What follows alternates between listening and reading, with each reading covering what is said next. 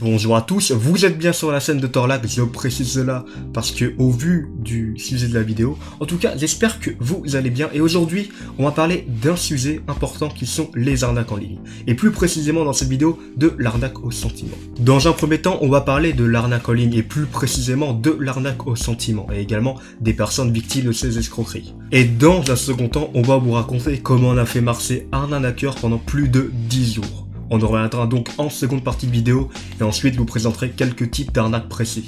Et on parle d'un arnaqueur qui fait le type d'arnaque au sentiment. On va rire dans cette vidéo, mais sachez avant tout que c'est une vidéo informative, préventive et qui peut intéresser tout le monde. Je précise cela car surtout ceux qui sont abonnés à ma chaîne YouTube n'ont pas du tout l'habitude de voir ce genre de contenu ici. Actuellement, je fais des études dans la programmation, dans la cybersécurité et justement ça m'intéressait un peu de parler de ce sujet en vidéo. Alors pour pièce de l'arnaqueur, c'est mon pote Storm du même âge que moi, qu'on va aussi appeler Kylian, qui a été contacté et a échangé donc des discussions avec l'arnaqueur. Mais de toute façon, j'y reviendrai plus en détail au cours de la vidéo. Bref, maintenant l'intro est terminée et on va pouvoir donc passer au vif du sujet. Alors je pense que le terme ne vous est pas inconnu, surtout si vous êtes de la génération qui a grandi avec la technologie. Si on devait résumer en quelques mots, c'est une escroquerie par le biais d'internet. Voilà, je pense qu'on peut pas faire plus simple. Il en existe sous plein de façons différentes. Et si je devrais en citer 5 qui reviennent souvent, on a les fausses offres d'emploi, les fausses annonces style Le Bon Coin ou sur les réseaux sociaux, les faux supports d'épanage en ligne, le phishing qui sont tous des arnaques différentes avec une méthode bien rodée. Et on a aussi donc comme 5e l'arnaque au sentiment. On va s'intéresser donc en détail dans cette vidéo. Je vous citerai également quelques exemples des autres types d'arnaques que j'ai cités précédemment en seconde partie de vidéo on va dire. D'ailleurs, petite question avant de rentrer dans le vif du sujet, est-ce que vous êtes déjà tombé ou vous avez reçu une arnaque, que ce soit vous, dans votre entourage? Est-ce que ça paraissait absurde ou au contraire c'était même crédible? N'hésitez pas à répondre en commentaire, je regarde tout. L'arnaque au sentiment est un type d'arnaque qui fait le plus de dégâts.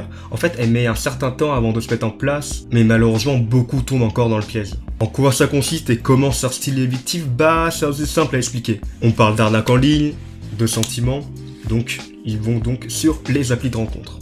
L'arnaqueur, maintenant inscrit avec une fausse photo de profil et une fausse identité, va donc un peu ajouter des personnes au hasard sur l'application. Pour la suite de l'explication, je vais m'appuyer sur les échanges entre Storm et l'arnaqueur.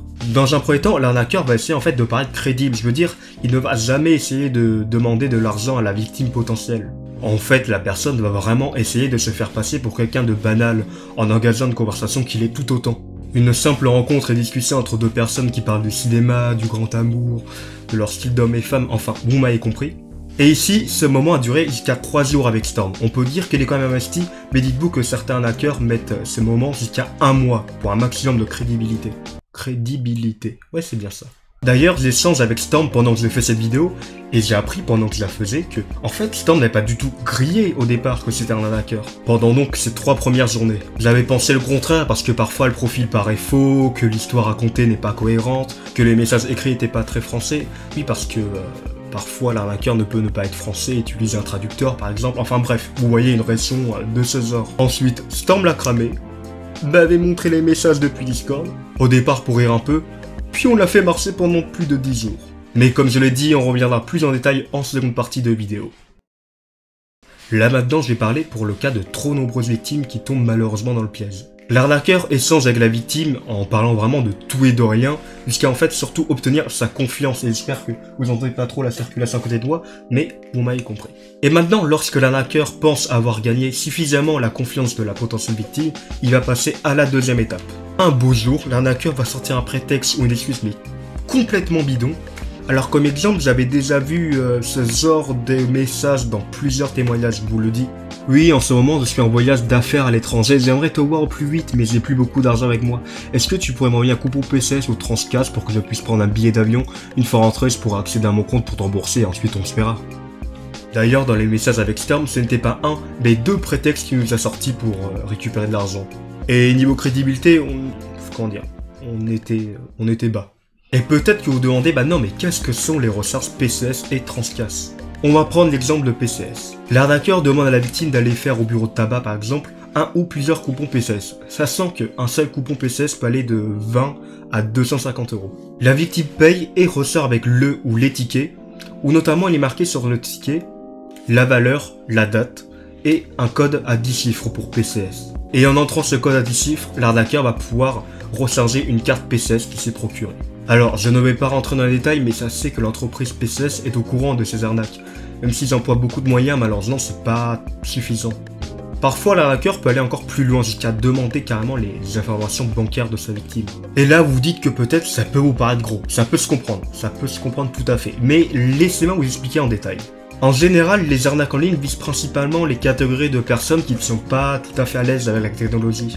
On peut penser aux personnes plutôt âgées, voire même à l'inverse très jeunes car elles ne sont pas familiarisées avec les dangers. Mais l'arnaque au sentiment, ça trouve vicieuse car en fait, il y a une phase où l'arnaqueur essaye de gagner la confiance de sa victime et là, ce n'est plus qu'une question de technologie. Vous voulez un chiffre? On estime que plus de 304 millions ont été escroqués par l'arnaque au sentiment dans le monde en 2020. Surtout que la pandémie en plus a fait bondir ce chiffre parce que avec les confinements et tout, vous doutez bien pourquoi.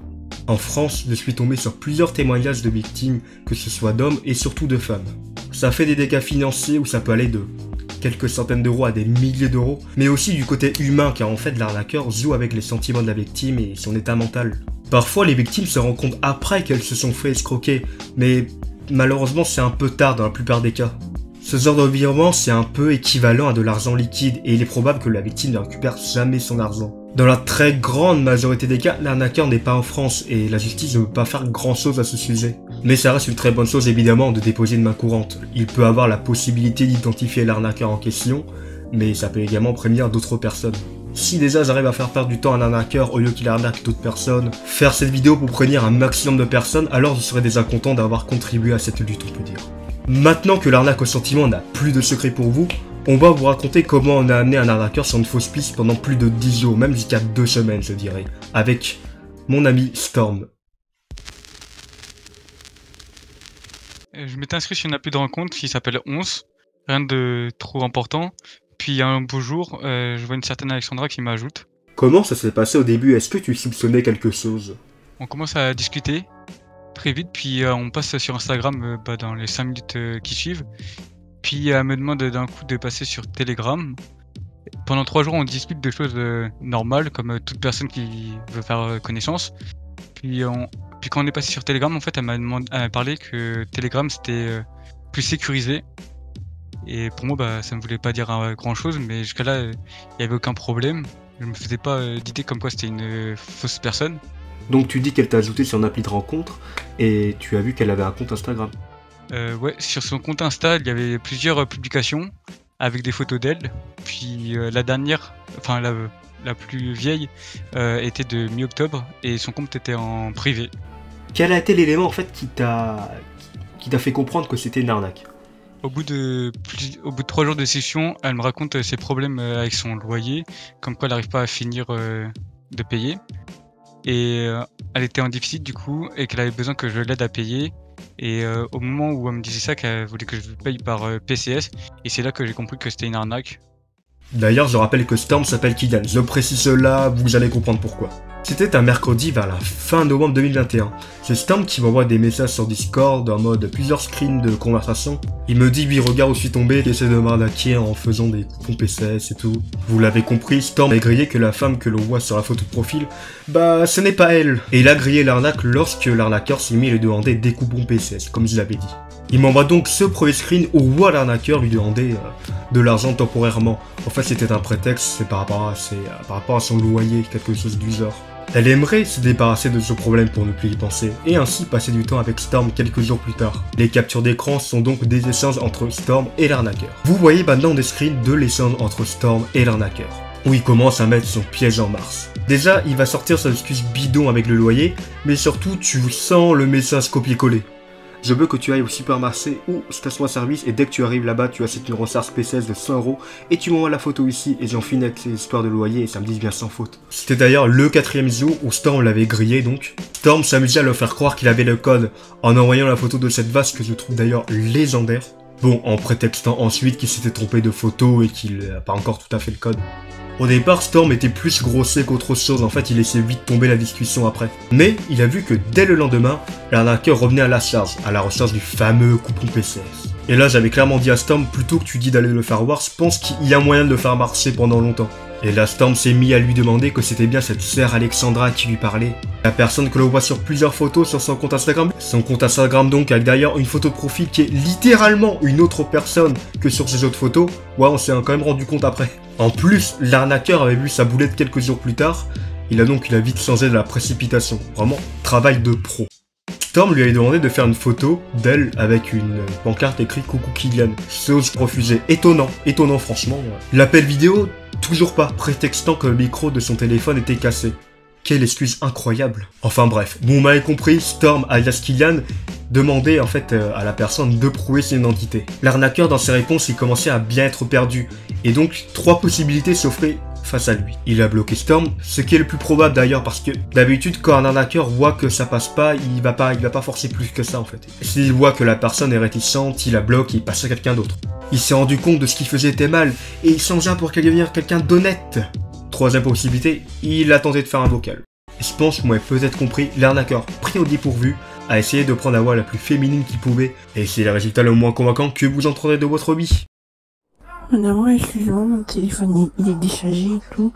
Donc du coup, Franchement, il allait fort d'entrée, c'était magistral. Mais surtout, on voyait que le mec était bien investi, je vous explique. Le soir même, Storm lui demandait de faire un poème. Qu'a-t-il fait? Un vrai poème. C'est juste curieux que dans les messages précédents, il avait un peu de mal avec l'orthographe et le français. Mais alors, le poème, il était parfait, mot pour mot. Vous l'avez compris, ouais, les poèmes étaient recopiés sur internet. Mais en plus, je me rappelais toujours, à chaque fois, il mettait toujours 5-8 minutes. En fait, il attendait 5-10 minutes avant d'envoyer le poème pour vraiment un peu crédibiliser, comme si c'était lui qui l'avait écrit. Il envoyait même des messages à la nuit et te notifiait que lorsque tu ne lui envoyais pas des messages plus d'une journée.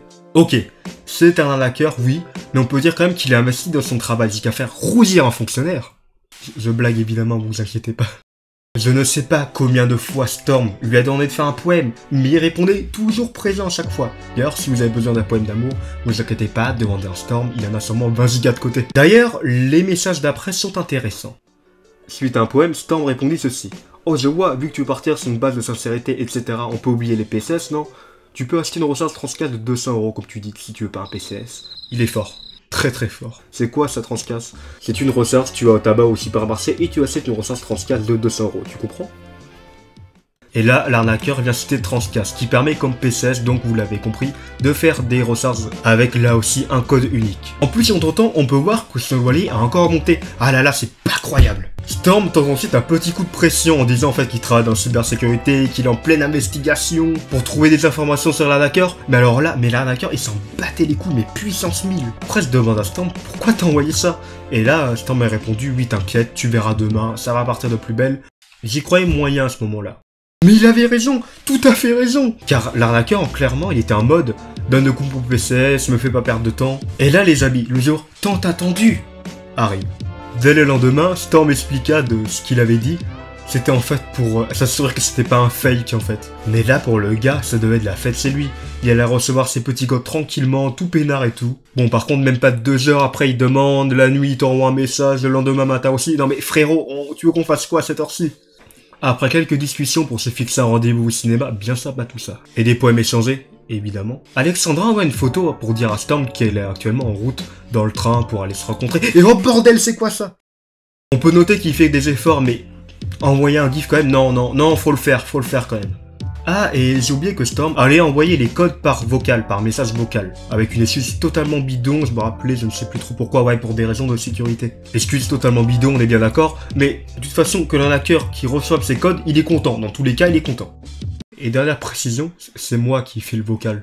Je fais parvenir le vocal à Storm qui l'envoie donc ensuite à l'arnaqueur entre 2 discussions sur le ciné et des poèmes échangés. Il faut se rappeler qu'un coupon PCS est constitué d'un code à 10 chiffres et que j'ai fait un vocal de 2 minutes 16. Et je vous promets qu'il en a mis du temps à écouter. Il pensait que sa connexion était mauvaise dans un premier temps, il a attendu, du coup il a réécouté ça en haut-parleur après. Ah, et vous vous demandez peut-être pourquoi? En voici quelques extraits, vous allez vite comprendre. Ouais, alors désolé, je rentre tard, j'ai le coupon PCS sous mes yeux à Changra. Après, c'est un dé comme Kylian, comme moi. Ah mais du coup, déjà, en fait, je pensais, lorsqu'on se verra, est-ce qu'on se regardera un film Attends. 7. Alors par contre, 7 en minuscule et italique, par contre. Note bien minuscule. Après, c'est point d'exclamation à l'envers. C'est un U souligné. Attends, je suis en train de chercher des places en attendant au cinéma. Dis-moi si t'as des films, franchement. Ah non, mince, désolé, c'est un W. Désolé, le coupon, il est mal imprimé. En fait, je t'explique. Je suis arrivé à 16h au bureau de tabac, le gars, il avait tellement la flemme de faire passer un U souligné.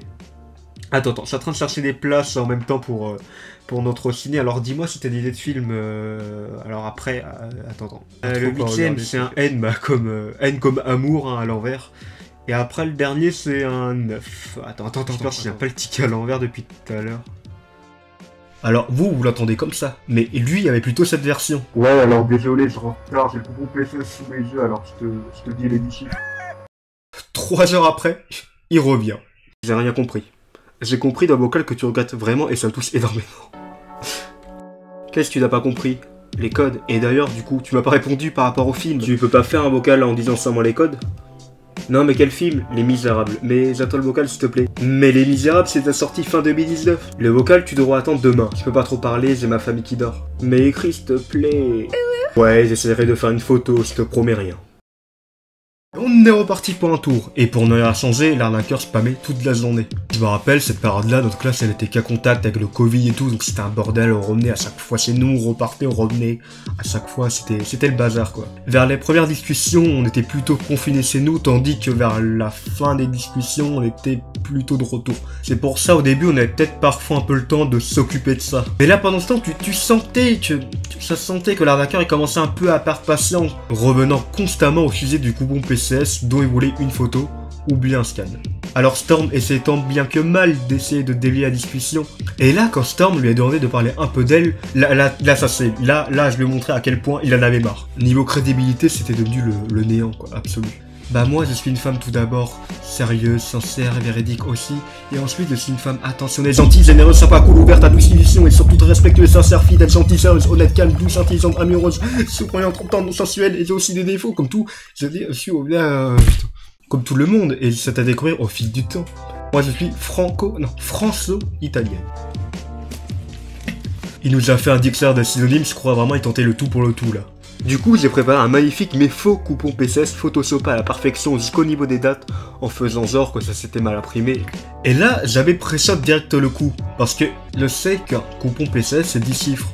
J'en ai fait exprès d'en mettre 9. Et ça, il a très vite remarqué, ou Storm lui a fait relire mais plusieurs fois le code. Il a dû le tester mais vraiment pendant une demi-heure, je vous promets. En fait, je pourrais continuer à vous raconter cette anecdote, mais on n'a pas à s'éterniser dessus. Comme quand Storm a envoyé sans faire exprès ce qu'on allait lui envoyer le lendemain, il en avait rien compris. La fois où l'arnaqueur a cru littéralement nous démasquer, il s'est dit il a un petit coup de génie alors qu'on lui a littéralement envoyé un truc comme ça. Heureusement que tu as vu c'était un faux ticket. J'ai eu peur pour toi limite à ce moment-là. Quand il a bloqué Storm au bout de 10 jours, enfin, qu'il a débloqué ensuite quelques jours après pour les retirer du coupon, super. D'ailleurs, avec les messageries du style Telegram, lorsque en fait on bloque une personne, les conversations sont supprimées. C'est aussi pour ce genre de raison que les arnaqueurs utilisent ce type d'application. Dans le cas d'une enquête, en fait, c'est plus difficile à retrouver des messages comme ça. Parce que lorsque l'arnaqueur a réussi à soutirer de l'argent à une victime, 99% des cas, il la bloque et passe à une personne suivante. En faisant une recherche inversée sur Google Images, j'ai retrouvé, après un certain temps, la femme qui se trouve sur les photos Instagram, car elle, dans l'histoire, elle se fait usurper son identité. Alors, sous un autre nom, certes, mais elle est donc avec les mêmes photos. Et je l'ai donc contacté. Le compte de l'arnaqueur sur Instagram est supprimé. Eh ben non, parce que lorsque Torlac préparait cette vidéo, le compte était de retour. Mais si jamais il y a du nouveau, je vous préviendrai en commentaire épinglé. Et j'ai vu aussi qu'elle se trouvait sur une banque d'images avec un dossier adressé à des arnaqueurs potentiels. Donc je lui ai quand même prévenu de tout ça. En début de vidéo, je vous ai cité quelques arnaques populaires, et je vais vous donner quelques exemples à propos de ces arnaques. On va voir vite fait en quoi consiste-t-il et comment les éviter. Tout d'abord, on a les annonces style Le Bon Coin ou sur les réseaux sociaux. Par exemple, sur les réseaux sociaux, on reprend le principe un peu des coupons PCS. Par exemple, ça peut être une annonce sur les réseaux sociaux par un utilisateur, et le paiement se fait par PCS ou par Transcash. L'arnaque à la fausse offre d'emploi, où l'arnaqueur se fait passer pour l'entreprise vraiment en usurpant son identité. le nom, l'adresse, le numéro tiré, et parfois arrive à poster ce genre d'annonce jusqu'à des grands sites officiels tels Pôle emploi, dans le but là aussi de soutirer des données personnelles et de l'argent. Pour éviter de tomber sur une escroquerie d'emploi, c'est simple de donner pas d'informations personnelles tant qu'en fait vous n'avez pas au moins vu, vous n'avez pas fait au moins une rencontre visuelle avec le recruteur. Notez aussi parfois qu'ils vont en fait mettre en ligne des offres qui paraissent vraiment très avantageuses, voire trop. Donc voilà, quand vous voyez une offre comme ça, prenez un peu de recul. L'arnaque au faux support et dépannage en ligne, en fait, elle consiste à avertir la victime qu'il y a vraiment un virus sans ordinateur qui va perdre toutes ses données. Souvent c'est accompagné d'un grand message, d'un grand bip pour effrayer la victime, où ils se font passer pour un faux support style Apple ou Microsoft même. Souvent ils installent à distance. Souvent ils créent en fait un numéro pour que vous appelez, et après à distance ils se font passer en fait pour quelqu'un du support Microsoft ou Apple par exemple. Souvent, ils installent des logiciels de sécurité à distance complètement bidons, puis demandent en fait une somme conséquente d'argent en fait prétextant que sinon l'ordinateur va rester bloqué, qu'il y aura plein de virus, que les données sont vulnérables et tout. Alors qu'en réalité, il suffit juste de fermer la page ou de redémarrer l'ordinateur, il n'y a vraiment rien du tout. Alors ici, règle toute simple, aucun support technique vous demandera de l'argent à distance comme ça, ou du moins par téléphone. Attention à ce genre de publicité en fait, on la trouve souvent sur des sites de copies de films ou d'animés. C'est une arnaque qui vise principalement les populations âgées et qui fait malheureusement pas mal de dégâts aujourd'hui. On termine avec le phishing maintenant, où je vais vous raconter un petit exemple. C'était une escroquerie par envoi de mail massif. On voit Microsoft demander en fait à ses utilisateurs de changer de mot de passe pour des raisons de sécurité, avec donc un formulaire intégré dans le mail. Lorsque le formulaire est rempli par l'utilisateur, le pseudo et le mot de passe ne sont pas envoyés pour se connecter à Microsoft, mais pour envoyer directement à l'arnaqueur. Souvent, l'aspect du mail ne paraît pas professionnel, mais si vous avez un doute, je vous conseille de survoler avec votre souris sur le bouton de connexion ou votre navigateur vous montrera vers quel lien vous serez redirigé. Quand c'est comme ça, il est fort probable en fait que votre messagerie place ce mail dans les spams, et vous pouvez être quasi sûr que c'est bien spam. Voilà, on arrive au terme de cette vidéo, je vous remercie de l'avoir regardé jusqu'ici. Si jamais j'ai de nouvelles anecdotes à propos de l'arnaqueur sur qui Storm est tombé, je vous le partagerai en commentaire, vous inquiétez pas. J'ai aussi mis des liens d'articles dans la description car c'est des articles qui m'ont permis d'illustrer la vidéo. Je remercie Storm pour sa participation, n'hésitez surtout pas à partager un maximum cette vidéo, j'espère qu'elle vous aura plu et intéressé. Je vous dis à la prochaine, c'était Orlac, à plus!